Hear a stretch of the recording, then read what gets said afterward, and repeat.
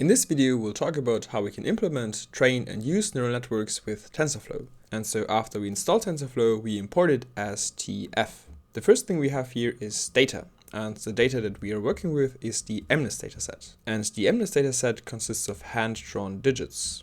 And the important thing is that we not only get the images of these hand-drawn digits, but we also get the corresponding label. So the underlying truth of what the image should represent. So this is supposed to be a 5, this is supposed to be a 0, and this is supposed to be a 4. And so images and labels are separated in X and Y. So X will be the input to our neural network and Y will be the output. And then the Y coming out of the network will be compared to the Y of our dataset. And we also see here that we have X and Y for training and X and Y for testing. And this will be important later. Here we can also see the shape of our data. So we have 28 by 28 images and we have 60,000 of them. And we also have, corresponding to these images, 60,000 labels. Now, before we can train our neural network with our data, we have to do some pre-processing, because as of now, every image is a two-dimensional array with the shape 28 by 28. So if you imagine some input layer followed by some dense layers, then this input layer will expect a one-dimensional input. And so if it gets an input of this shape here, so let's only look at the 28 by 28 part, then it will think we have 28 data points that are each 28 elements long. And so then the first input to our neural network will be the first row of our image, and we will get a prediction for that, and then for the second row, and so on. But this is of course not what we want. We want our network to see the whole image at the same time.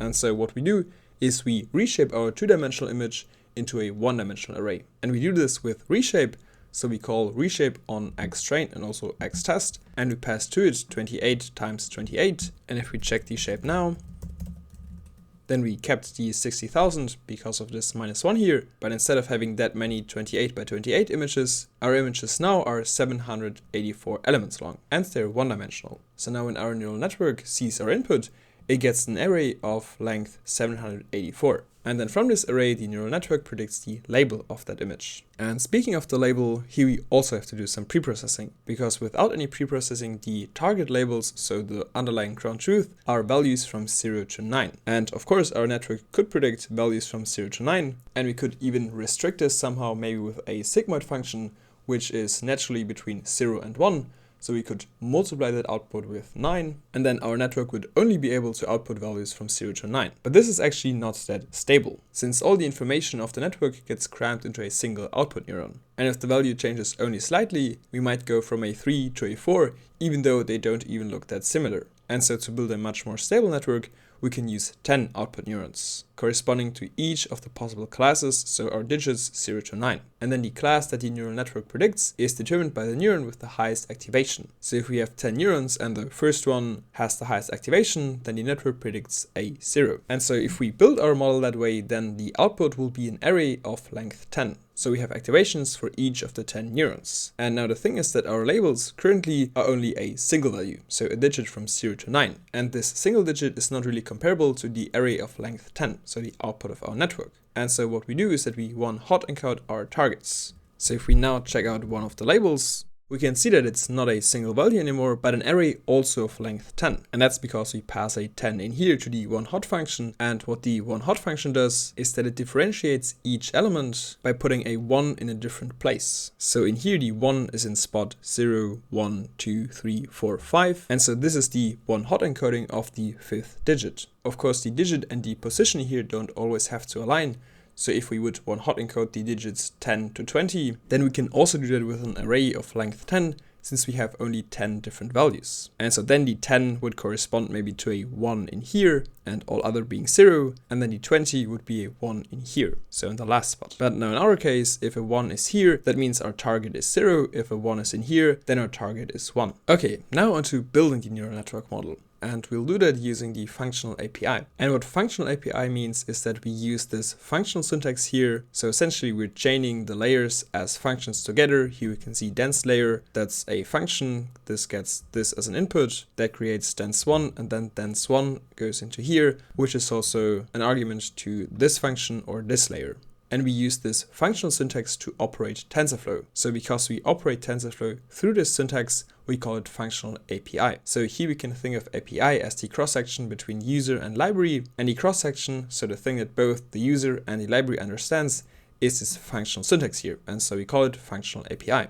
And the model that we're building is very simple. So in the beginning we have an input layer where we specify the shape with 28 by 28, which gives us 784. So we have one input neuron for each of the values of our flattened images. So our network can take one image at a time. And then after this input layer comes a dense layer. And to the dense layer we pass two arguments. First, the number of neurons, here we choose 64, and then we pass an activation function. And this then gives us a dense layer to which we pass the input. And then the result of that is passed again into another dense layer. And this dense layer is the same, so we also have 64 neurons and a ReLU activation function. And then again, the values from this layer go into here, the final layer, which is also a dense layer, but now with 10 neurons. And we also choose a different activation function, namely the softmax activation function. And what the softmax activation function does is that it gives us probabilities for each of the classes. So in the beginning we said that we know what class the network predicts by checking the neuron with the highest activation. And so the softmax function squishes these activations in the final layer to be between 0 and 1 in total. So you can imagine that one neuron has an activation of 0.9, corresponding to a probability of 90%, and then the remaining 10% are divided between the other neurons. And so for the neuron with an activation of 90%, let's say that's the first neuron, then we can say that the model predicts with a 90% probability that the image is a 0. And if our second neuron has an activation of 90 or 0.9, then the model thinks with a 90% probability that our hand-drawn digit should represent a 1. And now once we defined the inputs, the in-between states, and the output, we pass only the input and the output to this model constructor here. So inputs equals image inputs and outputs equals outputs. And this gives us then our model. We can also call .summary on our model to check all our layers and also the shape that we have after applying a layer to our data. And we can also see how many parameters each of the layers has. So for example, our first dense layer has 50,240 parameters, and that's because each of the inputs, so 784, is connected to the 64 neurons in this dense layer. And so each of these 64 neurons is connected to all of the inputs. And between each of these connections, we have weights, so parameters. And that's why in total we have 784 times 64 weights or parameters. And then additionally, every neuron also has a bias, so we add 64 on top because the bias is also a parameter. And that gives us then the 50,240. Now before we can train the model, we have to compile it. And in this step, we're defining which loss function we want to use and which optimizer. In our case here, we're using a very simple loss function, which is the mean squared error. And for the optimizer, we're using SGD, which stands for stochastic gradient descent. And these choices are definitely not optimal, but they're the most basic ones. And we also pass for metrics the accuracy, so that when we fit our model, TensorFlow will tell us how accurate the model is. So let's compile it, and then we call model.fit with the X training data and the Y training data, so our images and our labels. And we also pass number of epochs. This determines how often the model goes through our dataset looking at each image. So here we go 8 times through the whole 60,000 images. And also important is the validation split parameter. This determines how much of our data we are using for validation after each epoch. So let's train the model and then check out what this validation means. Okay, so our model is done training and it reached an okay accuracy of 62%. So 62% of the times our model will predict correctly. And we now also see the validation accuracy in here. And so when we pass a validation split argument, we are splitting our data in 2 parts. Of course, the split is not 50-50, but here we set 0.2, so 2080. And the validation part of the data is not used for training, but as the name says, it's used for validation, because through this validation data, we're trying to simulate how our neural network would perform with unseen data. So after every epoch, where a neural network has learned from the data, we give the validation data to the model, and from that it has to predict the labels, and then we check how good the performance is. And so if the 2 accuracies would diverge, then we would also say that our model overfits. So it overfits to the training data, which you could imagine, for example, as it memorizes every data point, but it cannot generalize. So if it's overfitting, then we have a very high training accuracy, but a very low validation accuracy, because the model is not generalizing, but memorizing. And so for unseen data, the model sucks. And so this brings us to the evaluation part of the model. the first thing that we can do is that we evaluate our model by hand. That's of course not the proper way, but it's of course fun to see how our model performs on the different images. So here we can see the model predicted a 5 for our 5, a 0 for our 0, but it struggled for example with the 1 and with the 9. So here the image is actually a 9, but the model predicted a 4. And now for the proper evaluation, we can plot the normal accuracy and the validation accuracy. And we can see that our model is definitely not overfitting. So the training accuracy and the validation accuracy are both increasing, and the training accuracy is not diverging from the validation accuracy. But we could say that the model is slightly underfitting, because an accuracy of 60 to 65% is not really good. So what we could do here in this case, without going into more complicated stuff, is that we just train the model again. And so now if we check again the performance, we can see that the 1 is predicted correctly, but it's still struggling with the 9, which is somewhat reasonable since the 9 and 8 can look very similar. But besides this one, all the other predictions are correct.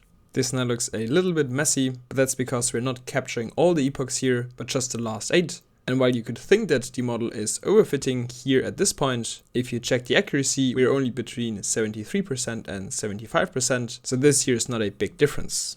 Okay, so we talked about validation data and train data. But in the beginning, we also had test data. So now you might ask, why do we need test data if we already validated our model? And the reason is that very often we don't just train our neural network one time, but we trained multiple times, changing maybe the number of layers, number of neurons, or some hyperparameters such as learning rate or some parameters of some activation functions. And so then for each training cycle we would check the train accuracy and also the validation accuracy, and then we would choose that setting that has the highest validation accuracy. And so it's possible that in doing so we optimized our model for the validation data. So even though the model has not seen the validation data, we have seen it, and that makes it not suitable anymore for testing the actual performance on real unseen data. And that is why we have the test data. So this test data is then used to evaluate the model at the very end. And here we can see our accuracy is 75%. So in our case, we didn't optimize only for the validation data.